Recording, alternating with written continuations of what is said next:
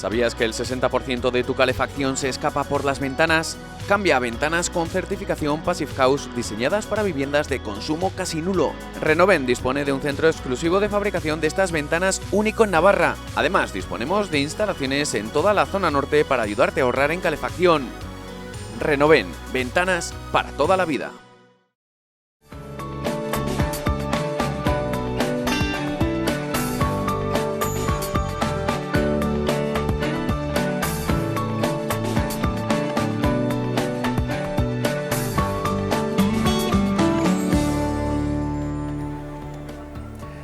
Jaume Duch, portavoz del Parlamento Europeo, muchísimas gracias por atendernos y por recibirnos aquí en la que es la casa de toda Europa, casi, ¿no? Gracias por venir. Efectivamente, esto es la casa de por lo menos 510 millones de ciudadanos europeos y de algunos más también. ¿Cómo se gestiona eso? Ya no hablo de unas elecciones, sino de todo lo demás. Aquí hay que saber, hay que venir aprendido para gestionar. Bueno, aquí cuando se viene, obviamente se viene sin aprender. Los diputados cuando llegan por primera vez, pues obviamente no tienen todavía experiencia en cómo funciona el Parlamento Europeo, pero es verdad que es una institución que requiere de tiempo, que requiere de experiencia, que requiere de saberse crear también una cierta red de amistades, de contactos entre diputados de diferentes grupos parlamentarios. Lo mismo un poco también pues con los funcionarios. Es una casa que funciona en 24 idiomas, es una casa que funciona prácticamente permanentemente. El Parlamento Europeo solo se cierra 3 semanas al año, el resto del tiempo siempre hay actividad. La verdad es que es una maquinaria muy compleja, pero también muy engrasada, que funciona muy bien y que yo creo que cuando la gente viene aquí y lo ve, pues sorprende positivamente, porque al final es un espectáculo político y humano muy bonito. Esa es la otra parte, ¿no? Lo que percibe la ciudadanía. ¿Realmente se ve desde aquí entendimiento por parte de la sociedad? Poco a poco, y todavía falta, pero las encuestas y también un poco lo que uno percibe en la calle, con los amigos o con la familia, es que la situación ha mejorado mucho. Cuando yo empecé trabajando en el Parlamento Europeo hace prácticamente 30 años, nadie sabía qué era el Parlamento Europeo, y quien más o menos lo sabía pues llegaba a la conclusión de que el Parlamento tenía muy poquitas competencias y que era más bien una cámara deliberativa en la que se discutía de muchas cosas pero no se decidía nada. Eso ha cambiado muchísimo. Este Parlamento se ha convertido en una institución muy poderosa que toma muchas decisiones, que legisla y que lo que aquí se decide pues tiene impacto real en la vida de la gente, y la gente se va dando cuenta. Y la prueba es que en las últimas elecciones europeas subió la participación. Hubo países importantes, por qué no decirlo, como Alemania, en los que votó por encima del 60% de la población. Bueno, pues eso quiere decir que la gente se ha dado cuenta de la importancia del Parlamento Europeo. Nadie va a votar a unas elecciones europeas si no entiende para qué sirven esas elecciones. Esta pregunta se la podríamos hacer también a quienes votan en unas elecciones generales, pero ¿realmente se sabe lo que se está votando? ¿O al final la afinidad llega cuando un candidato me cae mejor que otro? Realmente la gente, cuando ha votado en las europeas, las sensaciones de conocimiento. Yo creo que la gente vota en las elecciones europeas prácticamente de la misma manera que vota en las generales. Yo casi haría la distinción con las locales. Yo creo que en las elecciones locales, sobre todo en pueblos o en ciudades pequeñas, la gente vota por conocimiento de las personas.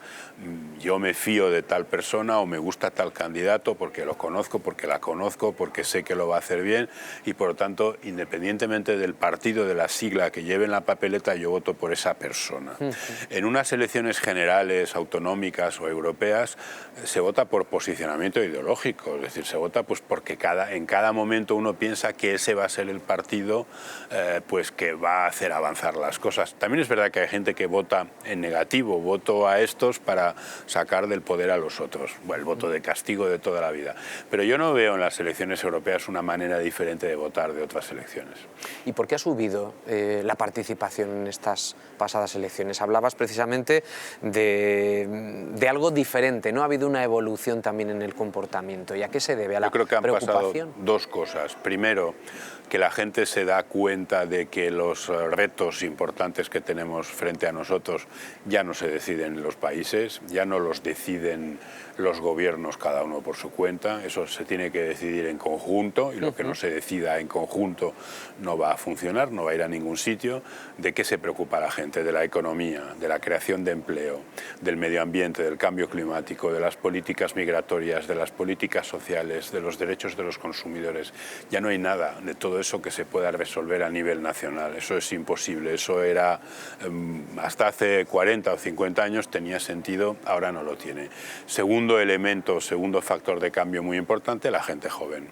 Donde más ha subido la participación es en la zona, en la franja de edad entre los 18 y los 25 años, y después entre los 25 y los 30, 31.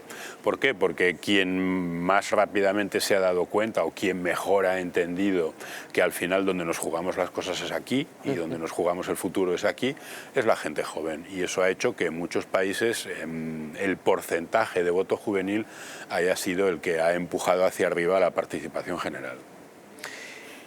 Vosotros tenéis un trabajo doble, que es asumir todo esto que nos estás contando, ver cuáles son los temas más importantes, qué es lo que afecta a la gente directamente, pero luego hay que realmente comunicar de la manera más eficiente. ¿Eso cómo se consigue? ¿Es también una experiencia propia de la Dirección General de Comunicación? ¿Hay estudios que de alguna manera periódica, con información de primera mano, van marcando luego vuestra pauta? Porque entiendo que a veces no habrá sido fácil también comunicar lo que uno quería comunicar y colocar el mensaje que quería. Claro que no, muchas veces es muy difícil. Pero uno va aprendiendo, y hoy en día es verdad que ya la comunicación se basa también mucho en datos, es decir, en saber a quién tienes delante, en saber qué es lo que le interesa a la persona a la que te quieres dirigir. Existe una opinión pública, pero no existe el ciudadano como concepto generalizado, existe cada uno de los 508 millones de ciudadanos europeos, y no a todos les interesan los mismos temas, no todos tienen la misma sensibilidad, todos obviamente tienen su propio ángulo nacional, y entonces cuando intentas comunicar con ellos, pues tienes que hacerlo también sabiendo cuáles son estas especificidades. Para nosotros lo fundamental es cubrir todos los ámbitos, y el primer ámbito son los medios de comunicación, es decir, el mejor vector o el mejor portavoz, digamos, ante la ciudadanía de lo que hace o no hace el Parlamento Europeo, o de lo que se decide o por qué se decide, son los medios de comunicación. Al fin y al cabo sois los que realmente tenéis la llave, digamos, de las casas de la mayor parte de la gente. Pero es verdad que con las nuevas tecnologías, y es verdad con el empoderamiento, como se dice ahora, que las redes sociales dan a la ciudadanía, ahora también nos podemos dirigir a la gente y podemos incluso pedir la cooperación de la gente. Y eso es una de las cosas, por ejemplo, que también supuso una cierta novedad en las últimas elecciones europeas. Combinar la información general con la comunicación e incluso con la activación de los ciudadanos como vectores de información. Y hay que andar con un poco más de cuidado precisamente por la existencia de esa nueva manera de comunicación. Es decir, antes era más fácil circunscribir esa información que quiere salir del Parlamento hacia afuera a través del gabinete. Estos son los puntos, esto es lo que queremos. Pero ahora desde un teléfono móvil, uno con una cuenta en Twitter puede decir lo que quiera. Ahí tenemos el presidente de los Estados Unidos, ¿no? Cómo mueve el propio Donald Trump también las bolsas a golpe de tuit. ¿Eso ha complicado más las cosas para un gabinete, para un periodista, para...? Las complica si uno cree que tiene que controlar la información. Si uno llega a la conclusión, como hemos llegado nosotros, de que a la información no hay que controlarla, lo que hay que hacer es liberarla y dejarla que fluya, eso en realidad facilita las cosas. Esta es una casa muy transparente, es una casa en la que todo el mundo está comunicando todo el día, los diputados en sus reuniones están tuiteando, reuniones incluso que antes eran y que siguen siendo teóricamente a puerta cerrada o con documentación que es confidencial durante un periodo de tiempo. Eso hace unos años se respetaba. Ahora el primer diputado diputado que decide que lo quiere compartir con sus electores, pues va a hacer una fotografía, lo va a tuitear o lo va a colgar en Facebook o lo que le parezca. Y eso también a nosotros nos obliga a abrir todavía más la institución, y yo creo que eso es importante, eso es bueno. Aquí no se trata de controlar nada, aquí se trata de que cuanta más gente hable de lo que pasa en el Parlamento Europeo, mejor. ¿Eso también acercará más las instituciones a la ciudadanía? Sí. Sí, ¿Esa puede ser la clave o hay más? Sí, porque además aquí lo importante también es encontrar intermediarios que sean fiables para la gente. La gente antes estaba acostumbrada a informarse pues más o menos por el periódico que se compraba en casa y por la televisión que se veía en casa, que durante muchos años además pues tampoco había mucho donde elegir. Ahora la gente se informa a través de quién, a través de aquellos intermediarios respecto a los cuales siente confianza. Y eso pueden ser amigos, pueden ser compañeros de trabajo, pueden ser, ¿por qué no? Claro que sí, los periodistas, puede ser gente del entorno, gente que comparten las mismas preocupaciones, miembros de la misma asociación, del mismo club. Entonces, para nosotros también es muy importante que la información fluya a través de esos intermediarios, porque lo que yo le pueda contar a un ciudadano a lo mejor tiene menos credibilidad para ese ciudadano que lo que le pueda contar no ya al periodista, que también, sobre todo si es el periodista del medio con el que yo me informo siempre, sino la persona de su entorno que le puede decir las cosas utilizando otro lenguaje y probablemente pues llegándole más directamente que lo que podamos hacer nosotros. ¿Cuál es el país que dicen las estadísticas está mejor informado de la Unión Europea? ¿Cómo estamos los españoles? Los españoles estamos en la media. Yo creo que países que estén muy bien informados o ciudadanos que estén muy bien informados de lo que pasa en la Unión Europea, tenemos sobre todo a los países escandinavos, tenemos también a Alemania, tenemos a Holanda, son países en los que siempre ha habido un cierto eurocriticismo, mucho menos ahora después del Brexit, pero al mismo tiempo siempre ha habido mucha preocupación por obtener toda la información y por saber exactamente qué es lo que pasa. Yo creo que en España en este momento se hace también buena información desde el punto de vista de lo que es los temas, digamos, que se discuten o que se deciden en Bruselas. El problema, y ese no solo es un problema español, es un problema generalizado, es que en Bruselas pasan ya tantas cosas todos los días que ya no los medios o los corresponsales que representan aquí a los medios no dan abastos. Yo estoy convencido de que a lo largo del día aquí se deciden más cosas o pasan más cosas que puedan interesar a un ciudadano de Pamplona que lo que pueda estar pasando en Pamplona o lo que pueda estar pasando en Madrid. Y sin embargo, pues los medios de comunicación están representados por razones históricas y económicas de otra manera. Es probable también que los temas, la evolución de los temas que antes se abordaban con los que se abordan ahora tenga también algo que ver. Pongo por ejemplo el cambio climático. Parece que ahora de repente vuelve a estar en ese punto de mira para el que no sé si en ese afán también de aperturismo que pueda tener el Parlamento Europeo, sabe realmente cómo llegar a todos y cada uno de esos 500 ciudadanos, que es algo muy complicado, por lo que precisamente estabas diciendo, porque en cada país la sensibilidad no es la misma. Yo creo que efectivamente aquí lo que ayuda es que con el paso del tiempo tanto la propia Unión Europea como el Parlamento Europeo se han ido ocupando de temas que interesan más a la gente. Aquí durante muchos años lo que se hizo fue poner en marcha una legislación muy técnica para ir creando el mercado interior. Cuando alguien le habla a los ciudadanos de suprimir fronteras y de facilitar la libre circulación del comercio, de las personas, de los bienes, de los servicios, todo el mundo está de acuerdo, pero eso no quiere decir que la gente esté interesada en saber lo que se va aprobando cada día en términos de directivas que al final son muy técnicas y muy poco políticas, no hay una carga ideológica detrás. Ahora no, ahora lo que se está votando aquí tiene que ver con inmigración, tiene que ver con políticas sociales, tiene que ver con derechos de la mujer, tiene que ver con lucha contra la discriminación, tiene que ver con el binomio austeridad-crecimiento, es decir, temas en los que sí hay políticas de partido y sí hay posicionamientos ideológicos diferentes. Y eso ayuda también al propio Parlamento Europeo a que la gente se interese. No es lo mismo una discusión técnica que una discusión política.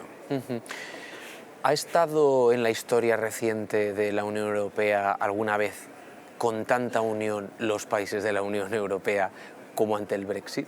¿Ha servido el Brexit precisamente para eso, para algo más?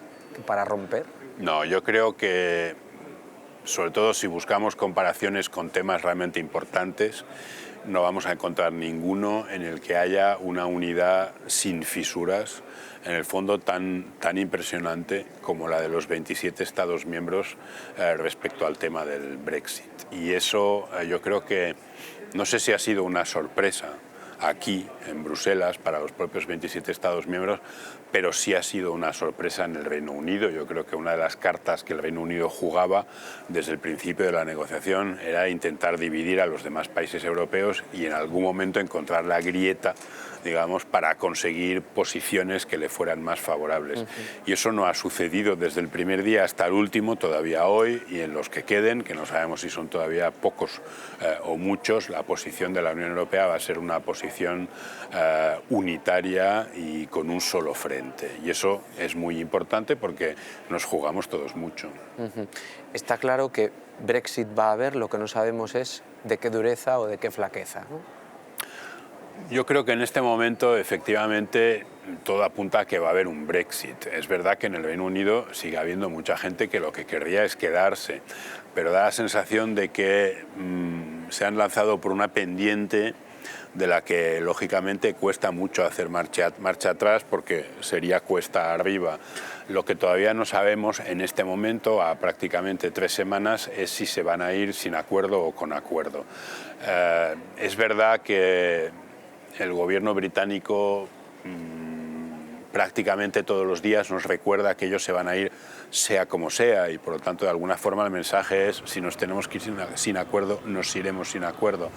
Pero luego yo creo que detrás de eso hay mucho miedo escénico y hay realmente temor a salir sin acuerdo porque ellos saben, igual que lo sabemos nosotros, que irse sin acuerdo es un drama sobre todo para el Reino Unido, es malo para la Unión Europea, pero es fatal para el propio Reino Unido y cuando hablamos del Reino Unido no estamos hablando del gobierno, de las instituciones o de los bancos, estamos hablando de la gente, estamos hablando de los ciudadanos británicos.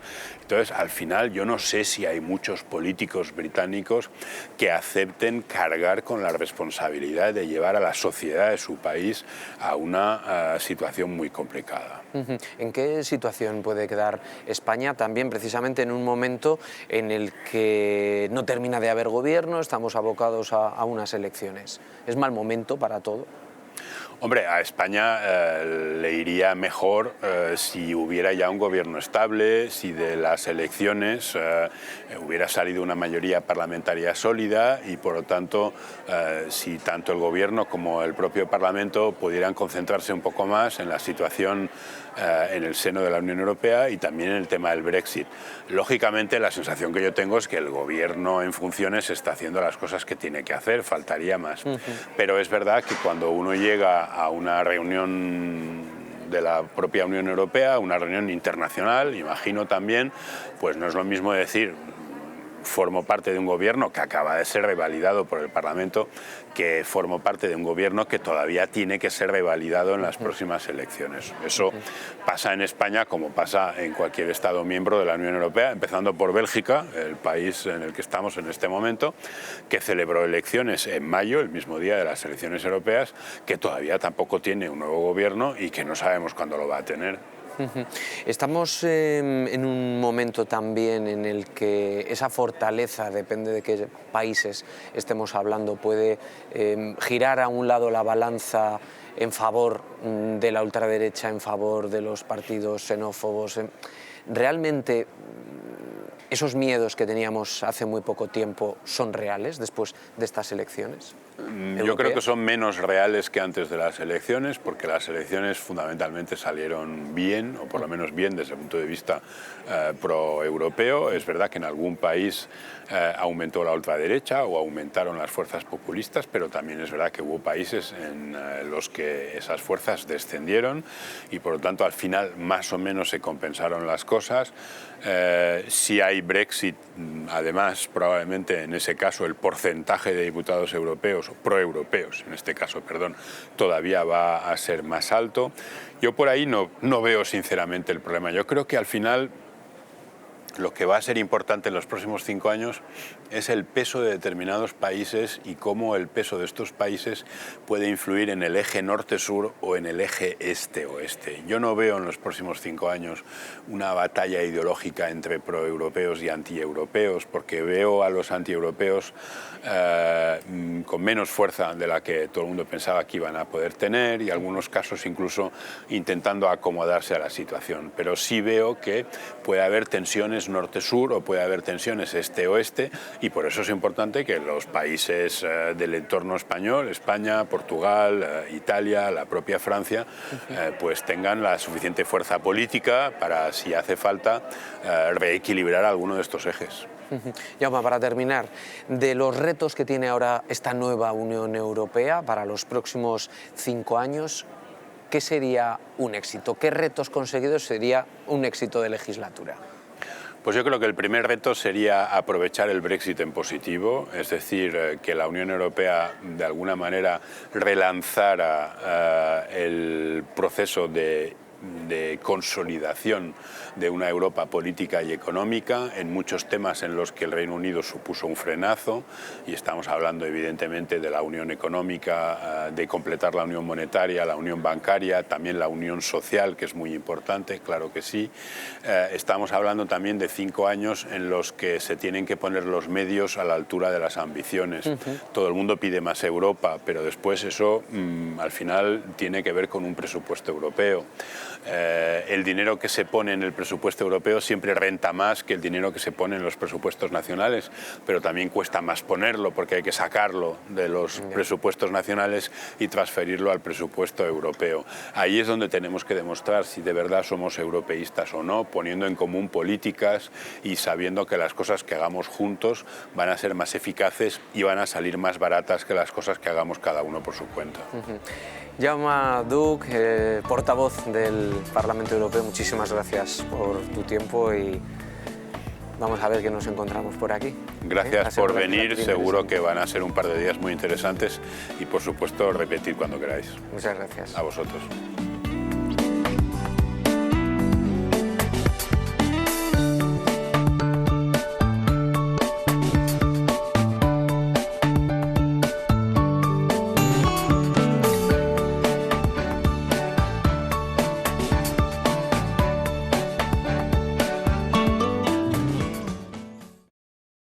¿Sabías que el 60% de tu calefacción se escapa por las ventanas? Cambia a ventanas con certificación Passive House diseñadas para viviendas de consumo casi nulo. Renoven dispone de un centro exclusivo de fabricación de estas ventanas único en Navarra. Además, disponemos de instalaciones en toda la zona norte para ayudarte a ahorrar en calefacción.